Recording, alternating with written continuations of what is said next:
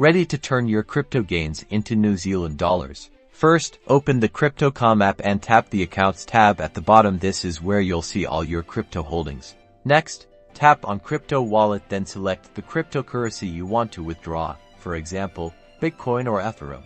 Once you're in the crypto wallet, look for the Withdraw button and tap it.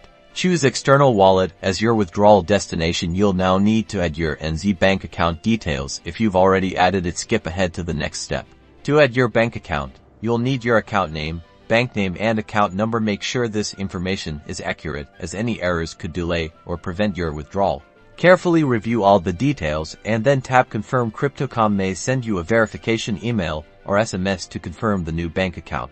Now, enter the amount of crypto you want to withdraw. Pay close attention to the displayed fees. Review the final withdrawal details, including the amount, fees, and estimated arrival time, and then tap Confirm Withdrawal. You can track your withdrawal status in your transaction history. Keep in mind processing times can vary, so be patient. If you experience any issues, contact Crypto.com support directly.